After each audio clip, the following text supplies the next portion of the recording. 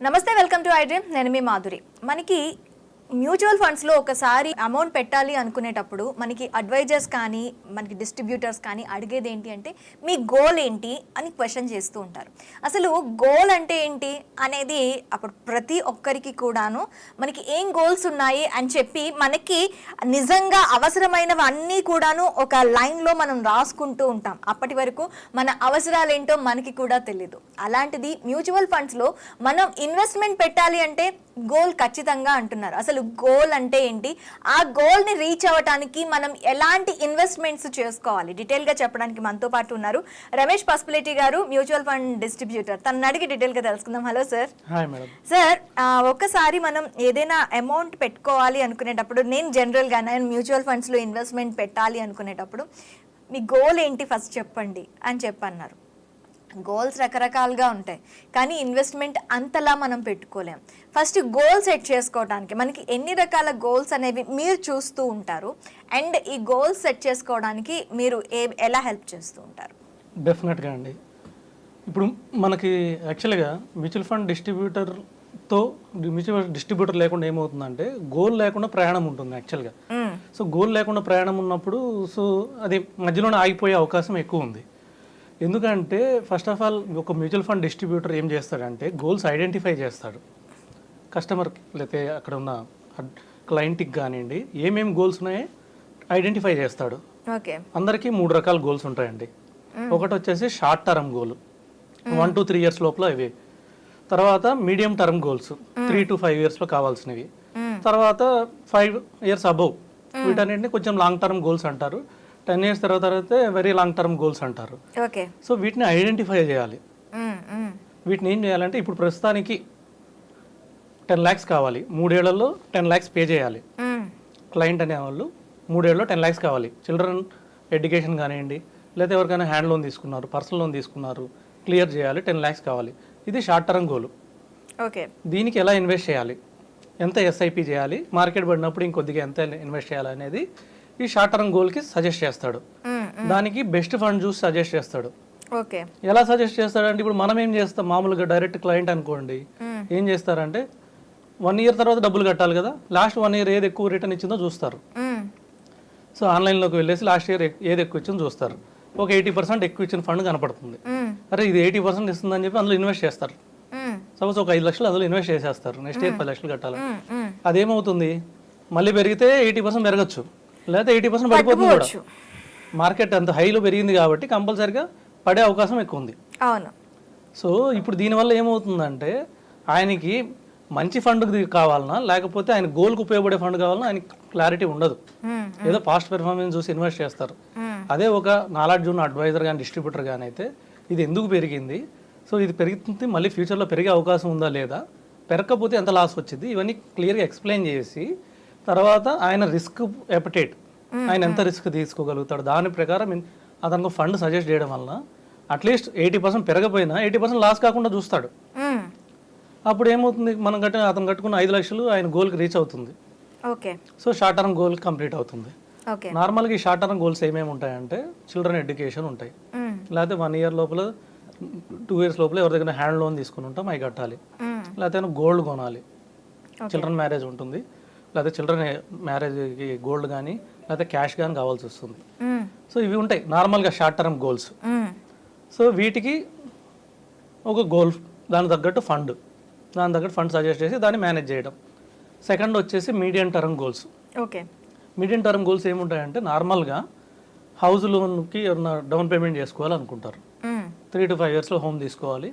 So దానికి ఒక 10 lakhs 20 lakhs 30 lakhs down పేమెంట్కే కావాలి. ఇవాళ ఎందుకంటే హైదరాబాద్లో 1 crore 1.5 crore అయిపోయినాయి ఫ్లాట్స్. దాని డౌన్ పేమెంట్ కూడా 30 lakhs 40 lakhs కావాలి. సో 3 to 5 years దానికి ఇక్కడ నుంచి మన డౌన్ పేమెంట్కి రెడీ చేసుకోవాలి. కాబట్టి 3 to 5 years మనం 30 to 40 lakhs రీచ్ అవ్వగలం అంటారా? ఈజీగా రీచ్ అవ్వచ్చు. అది ఎంత అమౌంట్ పెట్టుకోవాలి అంటారు? అది మంత్లీ ఎస్ఐపి ద్వారా ఇన్వెస్ట్ చేసుకోవడం వల్ల ఈజీగా రీచ్ కావచ్చు. అంటే ఒక 50,000 ఎస్ఐపి కడితే 5 years 12% రిటర్న్ ఎక్స్పెక్ట్ చేసినా కూడా 40 lakhs వచ్చేస్తుంది. అబ్బా, అంత తక్కువ టైంలో అంత అచీవ్ చేయొచ్చు ఈజీగా. ఈ 40 lakhs డౌన్ పేమెంట్ పే చేసి కావాల్సిన 1 crore 1.5 crore మంచి ఫ్లాట్ తీసుకోవచ్చు. ఓకే. రెండోది వచ్చి కార్ తీసుకోవాలనుకుంటాం, లగ్జరీ కార్ తీసుకోవాలనుకుంటాం. లగ్జరీ కార్ ఇవాళ 15 lakhs 20 lakhs ఉంది. అవును. ఒక 5 years తర్వాత అదే 30 lakhs అవుతుంది. ఇన్ఫ్లేషన్ కూడా చూసుకోవాలి కదా. సో ఇప్పుడు 20 ఉందంటే అది 30 అవుతుంది ఫ్యూచర్ వాల్యూ. అవును. దానికి తగ్గట్టు 30 lakhs కావాలంటే ఇప్పుడు ఎంత ఇన్వెస్ట్ చేయాలి? ఓ 40,000 సిప్ చేసుకుంటే సరిపోతుంది. ఓకే, పర్ మంత్ 40,000 సిప్ చేసుకోవాలి. అవును, చేసుకుంటే మనకి 40 lakhs రీచ్ అయిపోతాం. ఓకే. సో ఈజీగా 30 lakhs రీచ్ అవుతాం. 50,000 చేస్తే 40 lakhs రీచ్ అవుతాం 5 yearsలో 12% రిటర్న్ తోటి. ఇమీడియట్గా మనం కార్ పర్చేస్ చేసుకోవచ్చు, లోన్కి వెళ్ళాల్సిన అవసరం లేదు. ఓకే. ఇంకా లగ్జరీ కార్ కావాలి 1 crore కావాలంటే 40 lakhs డౌన్ పేమెంట్ కట్టుకోవాలి. ఓకే. దానికైనా సరే ఇప్పుడు మన గోల్ ని బట్టి మనకి మన ఇన్వెస్ట్మెంట్ ప్లాన్ అనేది మారుతూ ఉంటుంది. ఓకే. ఇప్పుడు 5 years టైం ఉంది కాబట్టి దాన్ని బట్టి డిస్ట్రిబ్యూటర్ ఏం చేస్తాడంటే అతని నాలెడ్జ్ తోటి ఏ ఫండ్స్ మంచివి.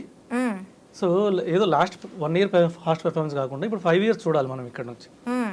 5 years కూడా లాస్ట్ 5 years బ్యాక్ నెంబర్ 1 ఉన్న ఫండ్ ఇప్పుడు నెంబర్ 1 ఉందా లేదా టాప్ 5లో ఉందా, అలాంటి ఫండ్ సెలెక్ట్ చేసుకోవాలి. అది డిస్ట్రిబ్యూటర్ సెలెక్ట్ చేస్తాడు. మళ్ళీ అందులో కూడా ఒక ఫండ్ బాగుండదు, 1 year తర్వాత రివ్యూ చేసి దాన్ని కూడా మారుస్తాడు. సో ఈ విధంగా మనం లాస్ కాకుండా ఎక్కువ ప్రాఫిట్ తోటి 5 years తర్వాత మనకి అమౌంట్ వచ్చేలా చూస్తాడు. ఓకే. ఇది మీడియం టర్మ్ గోల్ కంప్లీట్ అవుతుంది. ఇంకా మూడోది లాస్ట్ వచ్చేసి final, it is long term goal. అంటే 5 to 10 yearsలో మనకి మామూలుగా చిల్డ్రన్ హైయర్ ఎడ్యుకేషన్ వచ్చేస్తుంది. ఓకే. ఒక మంచి కాలేజీలో ఇంజనీరింగ్ అంటే 50 lakhs కావాలి.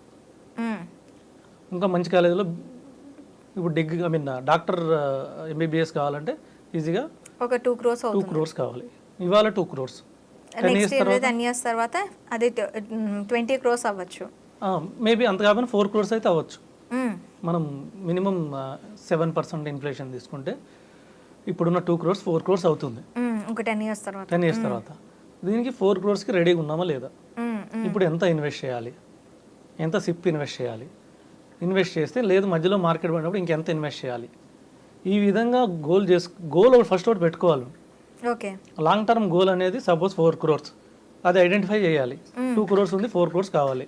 ఈ గోల్స్ ఐడెంటిఫై చేసి పేపర్ మీద రాసిస్తాడు ఒక అడ్వైజర్ ఉంటే. సో మనం ఏంటంటే 2 crores అనే మైండ్ సెట్లో ఉంటాం, ఆ టయానికి 2 crores చేసుకుంటే వెళ్తే సరిపోవు. అవును. సో దీన్ని ఇన్ఫ్లేషన్ ప్రకారం 4 crores రాసి దానికి ఎంత ఇన్వెస్ట్ చేయాలి, ఎప్పుడెప్పుడు ఇన్వెస్ట్ చేయాలి, ఏ ఫండ్స్లో ఇన్వెస్ట్ చేయాలి. 10 years మంచి టైం. ఓకే. మంచి టైం ఉంది కాబట్టి మంచి ఫండ్ సెలెక్ట్ చేసి ఇస్తాడు. ఓకే. తర్వాత కూడా మేనేజ్ చేయాలి. 10 years లాంగ్ టర్మ్ కాబట్టి మధ్యలో కంపల్సరీ మానిటర్ చేసుకోవాలి. కొన్ని ఫండ్స్ పెర్ఫార్మెన్స్ ఆగిపోతాయి. నేను చెప్పినట్టు 5 years బ్యాక్ బెస్ట్ ఫండ్ ఇప్పుడు బెస్ట్ ఫండ్ కాదు. అవును. 5 years బ్యాక్ కొన్ని ఫండ్స్ నెంబర్ 1 ఉన్నాయి కొన్ని కేటగిరీలో. అది బిజినెస్ పెరుగుతున్న కొద్దీ మనకి ఆ కాంపిటీషన్ పెరిగే కొద్దీ ఫండ్స్ వాల్యూస్ కూడాను అటు ఇటు అవుతూ ఉంటాయి. స్టాండర్డ్ గా ఏది ఉండదు. మనకి మార్కెట్ లో తీసుకున్నట్లయితే ఏ ప్రోడక్ట్ కూడా స్టాండర్డ్ గా ఉండదు. ఈ రోజు క్వాలిటీ బాగా ఉన్నది, నెక్స్ట్ ఇయర్ కి దానికన్నా మంచి క్వాలిటీతో వేరే రావచ్చు. ఆ క్వాలిటీ అది స్టాండర్డ్ గా మెయింటైన్ చేయొచ్చు, కానీ దానికన్నా క్వాలిటీ ఉన్నది రావచ్చు. అవును. సో దానివల్ల చేంజ్ అయిపోతుంది ఖచ్చితంగా. అవును. ఇంకా కొంతమంది 10 years రిటైర్ అయిపోదాం అనుకుంటారు. సో వీళ్ళందరూ కంపల్సరీ లాంగ్ టర్మ్ ఫండ్స్లో ఇన్వెస్ట్ చేయడం ద్వారా ఈ ఎడ్యుకేషన్ కానివ్వండి, ఈ రిటైర్మెంట్ కానివ్వండి, వీటికి సరిపడా అమౌంట్ వచ్చేస్తుంది, మీ గోల్స్ రీచ్ అవుతారు. ఇది విత్ డిస్ట్రిబ్యూటర్ వితౌట్ డిస్ట్రిబ్యూటర్ ఎలా ఉంటుందంటే జర్నీ ఇలా ఉంటుంది. ఓకే. సో ఖచ్చితంగా ఒక డిస్ట్రిబ్యూటర్ని కానీ అడ్వైజర్ని కానీ పెట్టుకొని మాత్రమే మనం ఈ మ్యూచువల్ ఫండ్స్ని తో ముందుకు వెళ్ళాలి. అప్పుడు మనకు సరైన గైడెన్స్తో, అంటే చాలామంది అంటూ ఉంటారు మ్యూచువల్ ఫండ్స్తో పెట్టుబడి పెడితే మనకి మీరు నష్టపోయామని.